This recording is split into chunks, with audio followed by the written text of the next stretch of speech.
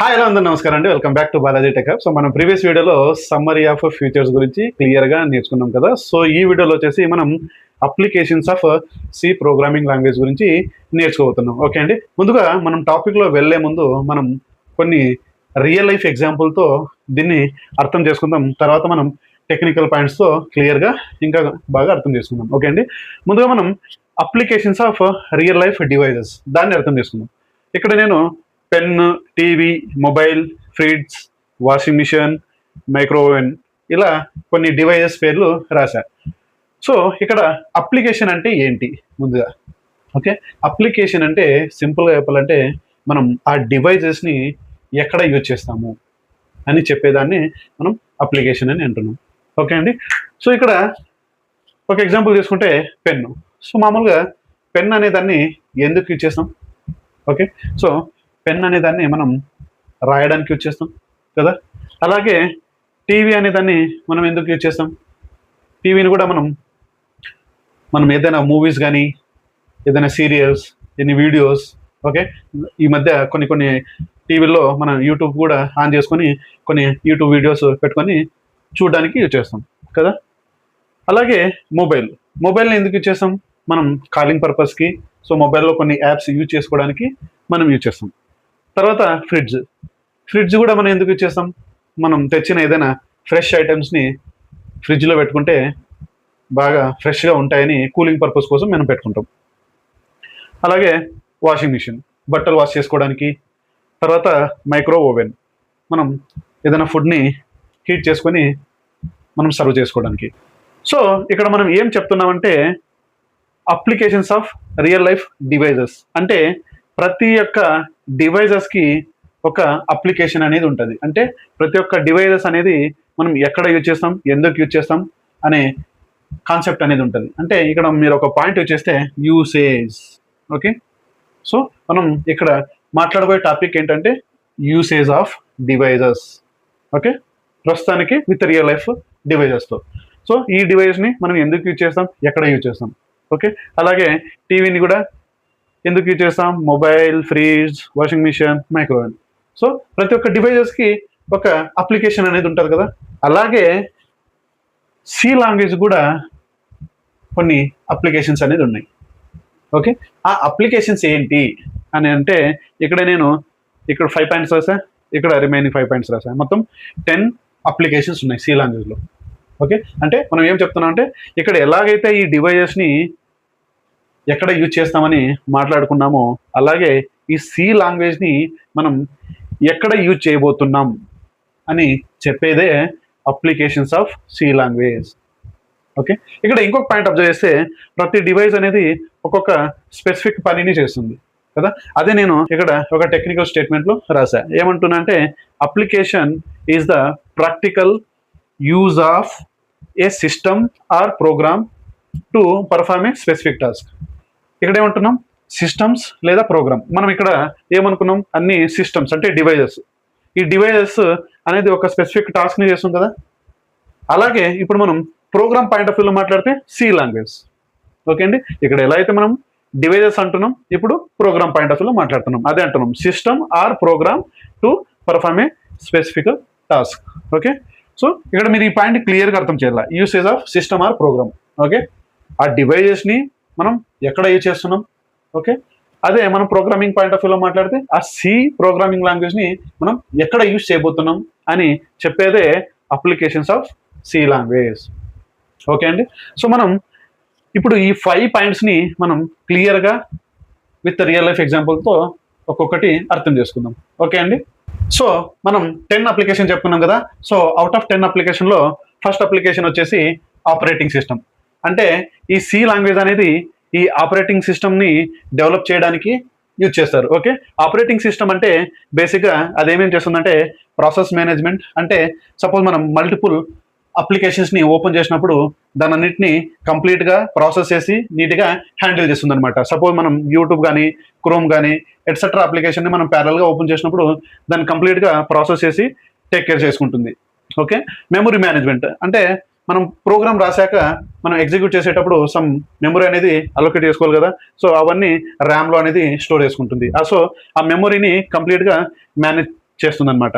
Okay, file system management అంటే మనం ఏదైనా ప్రోగ్రామ్ని ఫైల్స్లో స్టోర్ చేసుకొని తర్వాత ఇన్ ఫ్యూచర్లో దాన్ని మనం ఎప్పుడైనా ఎడిట్ చేసుకోవాలనుకుంటే ఆ కంప్లీట్ ఫైల్ ప్రాసెస్ అంతా ఈ ఫైల్ మేనేజ్మెంట్ అనేది చూసుకుంటుంది అనమాట. అంటే కంప్లీట్గా స్టోరింగ్ అండ్ ఆర్గనైజ్డ్ వేలో ఇది హ్యాండిల్ చేస్తుంది. ఓకే, నెక్స్ట్ వచ్చేసి డివైస్ మేనేజ్మెంట్. సపోజ్ మనం మన ల్యాప్టాప్కి ప్రింటర్ కనెక్ట్ చేసి సపోజ్ మనం ఏదైనా అవుట్పుట్ తీసుకోవాలనుకోండి, సో ఆ డివైస్ని కంప్లీట్గా ఇది కంట్రోల్ చేస్తుంది అనమాట. అంటే ఓకే, ప్రింటర్ కనెక్ట్ అయింది, సో అండ్ సో యాక్టివిటీ చేయాలా అనే ప్రాసెస్ని ఇది డీల్ చేస్తుంది అనమాట. Okay, so device management. Next వచ్చేసి security and access control. So security and access control అంటే మనం సపోజ్ ఎవరైనా అన్ఆథరైజ్ పర్సన్ అనేది ఆ డివైస్ని యాక్సెస్ చేసినప్పుడు దాన్ని వాళ్ళకి యాక్సెస్ ఇవ్వకుండా కంప్లీట్గా అవాయిడ్ చేస్తుంది అనమాట. సో ఇలా సి లాంగ్వేజ్ అనేదాన్ని ఆపరేటింగ్ సిస్టమ్ డెవలప్ చేయడానికి యూజ్ చేస్తారు. ఓకే అండి, సో అలాగే ఈ ఆపరేటింగ్ సిస్టమ్ కూడా కొన్ని యాక్టివిటీస్ని పర్ఫామ్ చేస్తుంది. అవే ఈ పాయింట్స్ అనమాట. సో ఎగ్జాంపుల్ తీసుకుంటే ఆపరేటింగ్ సిస్టంలో విండోస్, మనం ల్యాప్టాప్లో విండోస్, లైనెక్స్ అవన్నీ చూస్తుంటాం కదా. అదే మొబైల్లో అయితే మనం ఆండ్రాయిడ్ని చూస్తుంటాం. ఓకే అండి, సో ఇది ఆపరేటింగ్ సిస్టమ్ అనమాట. ఓకే, నెక్స్ట్ వచ్చేసి embedded systems. Okay, so embedded system అంటే బేసిక్గా మైక్రో కంట్రోలర్ బేస్డ్. అంటే మనం ఏదైనా డివైజెస్ చూస్తుంటాం, లైక్ వాషింగ్ మిషన్ కానీ, ఫ్రిడ్జ్ కానీ, ఓకే, మైక్రోవేవ్ ఓవెన్ కానీ. సో ఇవన్నీ మైక్రో బేస్డ్ డిజైన్ అనమాట. అంటే దాంట్లో జస్ట్ ఒక స్మాల్ మైక్రో కంట్రోలర్ డివైస్ ఉంటుంది, దాంతో అవన్నీ వర్క్ చేస్తాయి అనమాట. సో అది తర్వాత single purpose. So single purpose అంటే సపోజ్ మనం వాషింగ్ మిషన్ తీసుకుంటే దాని పర్పస్ ఏంటి, బట్టలు వాష్ చేయడం కదా.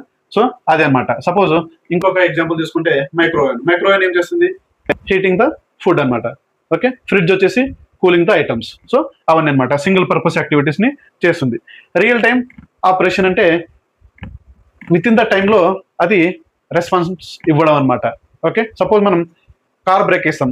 సో కార్ బ్రేక్ వేసిన వెంటనే మనకి కార్ అనేది ఆగాలి. ఓకే, అలా కాకుండా కార్ బ్రేక్ వేసిన వెంటనే ఇంకొంతసేపు తర్వాత ఆగితే అది ప్రమాదానికి గురయ్యే ఛాన్సెస్ ఉంటుంది. సో అలాంటి ఎగ్జాంపుల్ అనమాట. సో రియల్ టైం ఆపరేషన్ అంటే ఎగ్జాక్ట్గా ఎప్పుడైతే రిక్వెస్ట్ వస్తుందో ఇమ్మీడియట్గా మనం దానికి రెస్పాన్స్ అవ్వడం. ఓకే, అదే అండి. లిమిటెడ్ మెమరీ అంతేనండి. ఇప్పుడు సపోజ్ మనం వాషింగ్ మిషన్ కానీ, మైక్రోవేవ్ కానీ, ఫ్రిడ్జ్ కానీ ఇవన్నీ తక్కువ మెమరీతో వర్క్ అవుతాయి. దీనికి ఎక్కువ మెమరీ అవసరం లేదు, ఎందుకంటే అవి చేసేది సింగిల్ యాక్టివిటీస్ అనమాట. ఓకే, సో అదండి. హార్డ్వేర్ అండ్ సాఫ్ట్వేర్ అంటే ఎంబెడెడ్ అంటేనే హార్డ్వేర్ ప్లస్ సాఫ్ట్వేర్ రెండు కలిపితేనే ఎంబెడెడ్ సిస్టమ్ అని అంటున్నాం. ఓకే అండి, రెండు కలిపి పనిచేస్తాయి అనమాట. Hardware and software together do a specific task అనమాట అవి. ఓకే, ఎగ్జాంపుల్ వచ్చేసి వాషింగ్ మిషన్. నెక్స్ట్ ఎగ్జాంపుల్ వచ్చేసి microwave, TV remote, fridge. Okay, ఇలా చాలా ఉన్నాయి. మనం ఈ టాపిక్ గురించి మనం ప్రీవియస్ వీడియోలో కూడా క్లియర్గా డిస్కస్ చేసుకున్నాం. సో మీరు ఒకసారి ఆ వీడియోని కూడా విజిట్ చేయండి. ఓకే అండి, సో నెక్స్ట్ వచ్చేసి సిస్టమ్ సాఫ్ట్వేర్. అంటే సి లాంగ్వేజ్ అనేది ఈ సిస్టమ్ సాఫ్ట్వేర్ డెవలప్మెంట్ చేయడంలో కూడా యూజ్ చేస్తారు. ఓకే, ఈ సిస్టమ్ సాఫ్ట్వేర్ అలాగే ఏం చేస్తుందంటే హార్డ్వేర్ ఇంటరాక్షన్. సపోజ్ మనం ల్యాప్టాప్లో ఏదైనా కీబోర్డ్ ప్రెస్ చేస్తే దాన్ని కంట్రోల్ చేయడం, తర్వాత దాంతో కమ్యూనికేట్ అవ్వడం, ఇంటరాక్ట్ అవ్వడం ఇలా చేస్తుంది అనమాట. లో లెవెల్ అంటే కంప్లీట్గా హార్డ్వేర్కి అర్థమయ్యే భాషలో కమ్యూనికేట్ అవ్వడం. ఓకే, తర్వాత రిసోర్స్ మేనేజ్మెంట్ అంటే సిపియూని కానీ మెమరీ కానీ దాన్ని కంట్రోల్ చేసి ఒక ప్రాపర్ వేలో హ్యాండిల్ చేయడం అనమాట.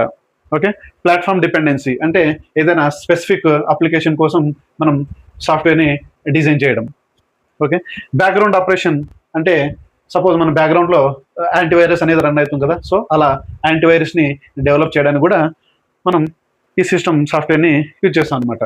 ఓకే, సో కొన్ని ఎగ్జాంపుల్ తీసుకుంటే డివైస్ డ్రైవర్స్, కంపైలర్స్. సో ఇవి ఈ సిస్టమ్ సాఫ్ట్వేర్కి ఎగ్జాంపుల్ అనమాట. ఓకే, సో నెక్స్ట్ అప్లికేషన్ వచ్చేసి గేమ్ డెవలప్మెంట్.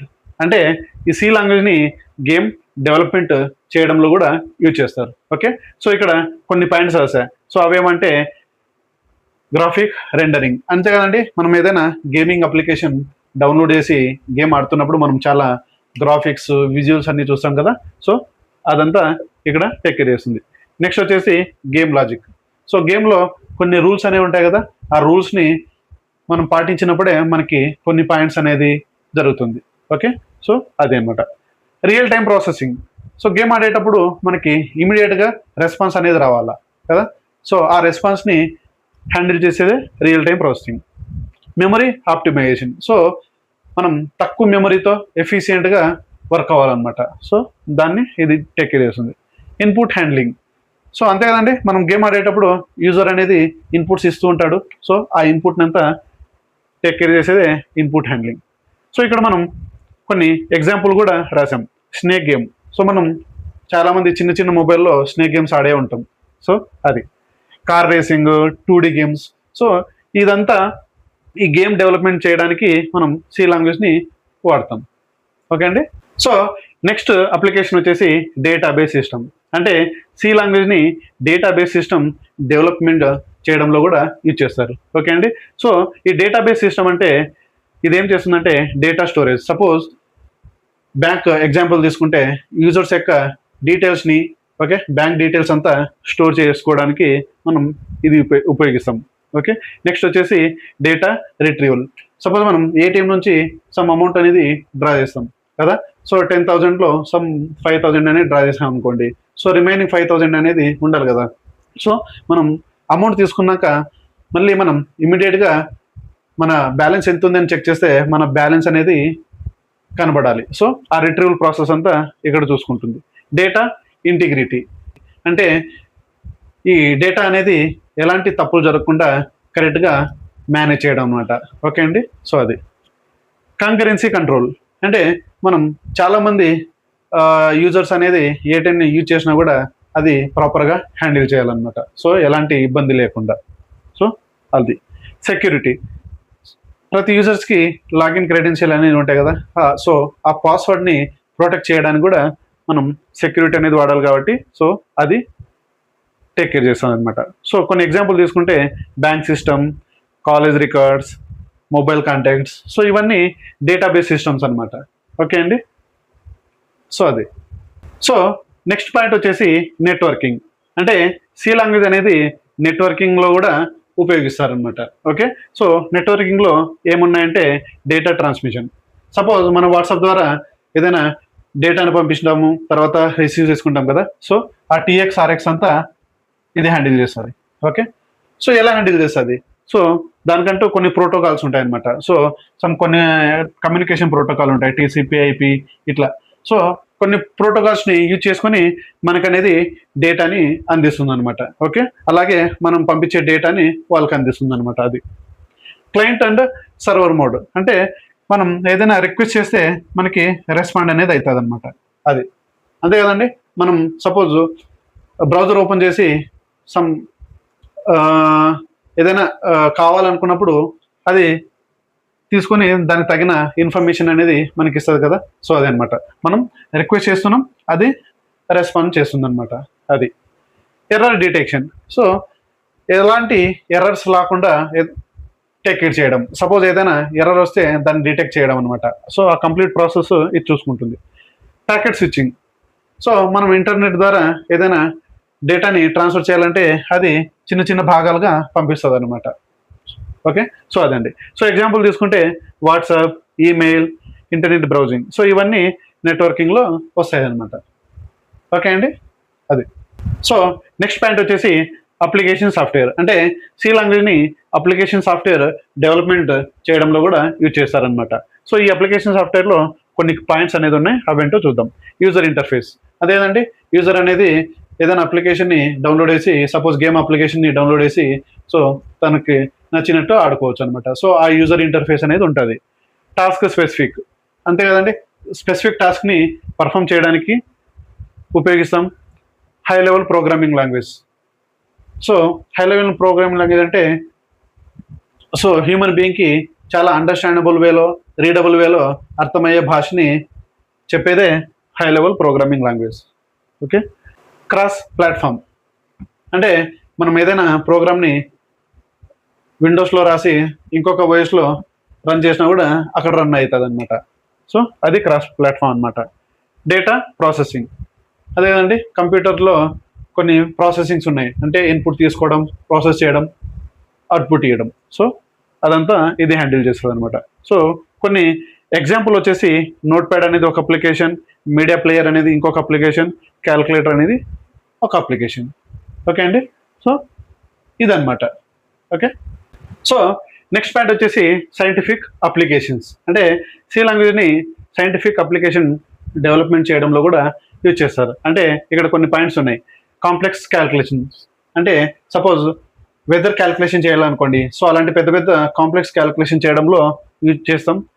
సిమ్యులేషన్స్ అంటే ఏదైనా రియల్ వరల్డ్ సిమ్యులేషన్ చేయాలనుకోండి, సపోజ్ మనం ఏదైనా ఫ్లైట్ మోడలింగ్ని సిమ్యులేషన్ చేయాలనుకుంటే అలాంటి దాంట్లో కూడా యూజ్ చేస్తాం. అక్యురేసీగా ఉంటుంది, ఓకే, చాలా ప్రెసిషన్గా ఉంటుంది. తర్వాత అల్గారిథమ్స్ అంటే స్టెప్ బై స్టెప్ని హ్యాండిల్ చేయడం అనమాట. పర్ఫార్మెన్స్ అంటే చాలా ఫాస్ట్ ఎగ్జిక్యూషన్, ఓకే, అవన్నీ ఇక్కడ టేక్ కేర్ చేస్తుంది. ఎగ్జాంపుల్ చూసుకుంటే weather forecast, space research, engineering design. So ఇవన్నీ సైంటిఫిక్ అప్లికేషన్ డెవలప్మెంట్ చేయడంలో యూజ్ చేస్తాం. ఓకే అండి, అది. సో నెక్స్ట్ పాయింట్ వచ్చేసి సెక్యూరిటీ సిస్టమ్స్. అంటే సి లాంగ్వేజ్ని ఈ సెక్యూరిటీ సిస్టమ్స్ డెవలప్మెంట్ చేయడంలో కూడా యూజ్ చేస్తారు. ఓకే. సో ఈ సెక్యూరిటీ సిస్టంలో కొన్ని పాయింట్స్ ఉన్నాయి. అవేంటంటే అథెంటికేషన్. అంతేకాదంటే సపోజ్ మనం ఈమెయిల్ లాగిన్ చేయాలనుకోండి, సో ఆ పర్సన్ ఉన్నాడా కాదా అని వెరిఫై చేయడానికి. సపోజ్ మనం ఏదైనా కంపెనీలో వెళ్తే మనకి ఐడెంటిటీ కార్డ్ అనేది ఉంటుంది. ఆ ఐడెంటిటీ కార్డు చూపించినప్పుడే మనకి అలౌ చేస్తారనమాట. సో అదనమాట, అంటే యూజర్ని వెరిఫై చేయడం అనమాట. సో వెరిఫై చేశాక అథరైజేషన్ అంటే యాక్సెస్ ఇవ్వడం అనమాట, అడ్మిన్ రైట్స్ ఇవ్వడం అనమాట. ఎంక్రిప్షన్ అంటే డేటాని కంప్లీట్గా సెక్యూర్ చేయడం. ఓకే అండి. సో మళ్ళీ దాన్ని డిక్రిప్ట్ చేయాలంటే మనకి కొన్ని కీస్ అనేది ఉంటాయి, private and public key. So దాని ద్వారా మనం అవి హ్యాండిల్ చేయగలం అనమాట. ఓకే. సో ఇక్కడ డేటాని కంప్లీట్గా ప్రొటెక్ట్ చేయడం అనమాట. డేటా ఇంటిగ్రిటీ అంటే కంప్లీట్గా డేటాని ఎలాంటి మిస్టేక్స్ కాకుండా మనం దాన్ని ప్రొటెక్ట్ చేయడం అనమాట. అంటే డేటా అనేది ఎలాంటి మిస్టేక్స్ లేకుండా, తప్పులు లేవని మనం ఇక్కడ నిర్ధారించడం అనమాట డేటా ఇంటిగ్రిటీలో. ఓకే. సో ఆ తప్పులు కాకుండా చూసుకోవడం అనమాట. థ్రెట్ డిటెక్షన్ అంటే మనం ల్యాప్టాప్లో చూస్తుంటాం కదా, యాంటీవైరస్ వచ్చింది అని. సో ఆ యాంటీవైరస్ వచ్చినప్పుడు దాన్ని డిటెక్ట్ చేయడానికి యూజ్ చేయడం అనమాట. సో అదనమాట, అంటే mobile password, ATM pin, OTP verification, ఇవన్నీ సెక్యూరిటీ సిస్టమ్ యొక్క రియల్ లైఫ్ ఎగ్జాంపుల్స్. ఓకే అండి. సో అదనమాట. సో లాస్ట్ పాయింట్ వచ్చేసి ఇంటర్నెట్ ఓవర్ థింగ్. ఓకే, అంటే ఐఓటీ. సో ఈ ఐఓటీ డెవలప్మెంట్ చేయడానికి కూడా మనం సి లాంగ్వేజ్ని ఉపయోగిస్తాం అనమాట. ఓకే. సో ఇక్కడ డివైస్ కనెక్టివిటీ అంటే ఈ మధ్య మనం కొన్ని లైట్స్ని కానీ అవన్నీ మనం మొబైల్ ద్వారానే ఆపరేట్ చేయొచ్చు అనమాట. ఎలా అంటే సపోజ్ లైట్ని ఆన్ అండ్ ఆఫ్ చేయాలంటే మొబైల్ నుంచే చేయొచ్చు, ఎందుకంటే ఆ లైటింగ్లో కొన్ని చిప్ అనేది పెట్టింటారనమాట. సో అది ఇంటర్నెట్ కనెక్ట్ అయి ఉంటుంది. సో మన మొబైల్ కూడా ఇంటర్నెట్ నుంచి ఆ లైట్కి కనెక్ట్ అయి ఉంటుంది. సో ఇక్కడ నుంచి మనం ఆపరేట్ చేయడం అనమాట, అది డివైస్ కనెక్టివిటీ అంటే. ఇక్కడ ఉంది smart watch, okay, smart light, Alexa అని, ఇట్లా మనం ఇంటర్నెట్ కనెక్ట్ చేసుకొని మనం వాడుకోవడం అనమాట. సెన్సార్ అండ్ యాక్చువేటర్స్ అంటే డేటాని కలెక్ట్ చేసుకొని యాక్షన్ చేయడం అనమాట. ఓకే. సో అది రియల్ టైం కమ్యూనికేషన్. సపోజ్ మనం రియల్ టైం కమ్యూనికేషన్ అంటే లైవ్ ట్రాకింగ్, ఇమ్మీడియట్గా రెస్పాన్స్ని చూడడం అనమాట. క్లౌడ్ ఇంటిగ్రిటీ అంటే మొత్తం డేటాని ఆన్లైన్లో స్టోర్ చేయడం అనమాట. ఓకే. సో ఇక్కడ మొబైల్ సింక్ అలాంటివి చేసుకోవడానికి యూజ్ చేస్తుంది. ఎంబెడెడ్ ప్రోగ్రామింగ్, చిన్న చిన్న ఐఓటీ డివైజెస్ అనమాట. ఓకే. సో అది. సో ఇలా ఐఓటీ డివైజెస్లో కొన్ని ఎగ్జాంపుల్స్ ఏమున్నాయంటే smart light, smart watch, Alexa, ఇవన్నీ ఇంటర్నెట్ని కనెక్ట్ చేసుకొని మనం ఆపరేట్ చేసాం అనమాట. ఓకే. సో అదే అండి. సో ఇదే అండి applications of C programming language. Okay అండి, నేను జస్ట్ హై లెవెల్లో డిస్కస్ చేశా. ఓకే అండి, మేబీ ఈ 10 పాయింట్స్ గురించి నేను అప్కమింగ్ వీడియోస్లో క్లియర్గా విత్ రియల్ లైఫ్ ఎగ్జాంపుల్తో నేను డెఫినెట్గా డిస్కస్ చేస్తాను. ఓకే అండి. సో ఐ హోప్ ఇప్పుడు మీ అందరికీ అప్లికేషన్స్ ఆఫ్ సి లాంగ్వేజ్ అంటే ఏంటి అనేది క్లియర్గా అర్థమైందని అనుకుంటున్నా. ఓకే అండి. సో సింపుల్ అండి, అప్లికేషన్స్ ఆఫ్ సి లాంగ్వేజ్ అంటే ఈ సి ప్రోగ్రామింగ్ లాంగ్వేజ్ని ఎక్కడెక్కడ యూజ్ చేస్తాము అని చెప్పేదే అప్లికేషన్స్ ఆఫ్ సి లాంగ్వేజ్ అంటే యూసేజ్. ఓకే అండి. So thank you very much guys. Until then, please like, share, subscribe and support to my channel. Bye bye.